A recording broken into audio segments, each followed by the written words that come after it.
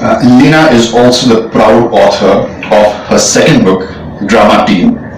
Now, this book is especially important for me at this stage because my son, Aryan, who incidentally has been in Kangaroo Kids at Hill and at Billabong High in Juhu, is going to become a teen this very year. So the timing is just perfect. Thank you for timing it that way. So could you tell our audience a little about the book? So the book was very interesting because it came, obviously we've all been teenagers, and I know I gave my father hell when I was a teenager, in a lot of confusion. You know, my parents wanted to bring me up with Indian values, but we lived in Australia, and what I was seeing kids do and what I was being told to do were very, very different.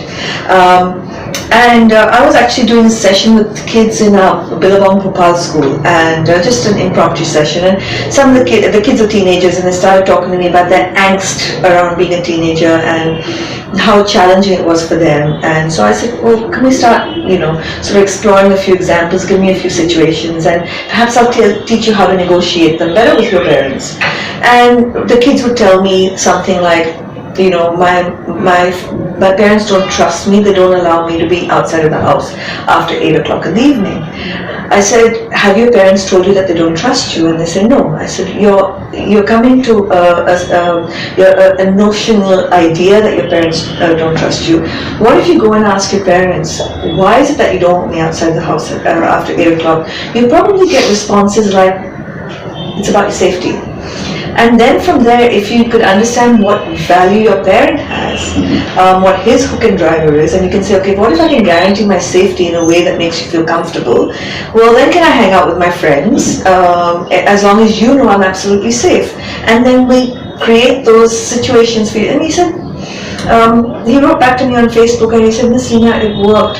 It's phenomenal. My parents and I haven't been better since. So I said, if I could write, so the difference, as you've read the book, you probably understand, is that I'm not preaching to a parent and I'm not preaching to a teenager. Mm-hmm. I've written the book for both. Yes. So each concept is talking to a parent, and each concept is talking to a teenager. Because I think as parents we often lose way and sight of understanding that kids watch what we do.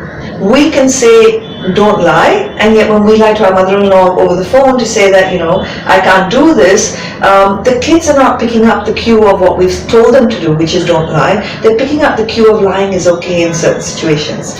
So if I can talk to the parent in that vein and give the child tools and means to bring the relationship closer, the whole purpose is to bring it doesn't have to be so filled with conflict. I think if it's just about stepping in somebody else's shoes, if I can step into your shoes as a parent and you can step into my shoes as a teenager, hey, we're going to come close together. Right. So I'm very happy you mentioned that, because according to me that was one of the best things about the book, is that you've taken lots of very, very specific questions that parents would have in their minds or students would have in their minds, and you answer them. So which is a big gap that I see in plenty of other books where only concepts explain, and then you feel like, yeah, you gain something, but then after you finish reading the book you don't know what to do. So this is much more specific. So I think that's a really, really good thing about the book. So I think I'm in the fortunate position of being both an academic as well as a practitioner. So I see real life examples all the time. So I can sort of draw the academic and the practical together.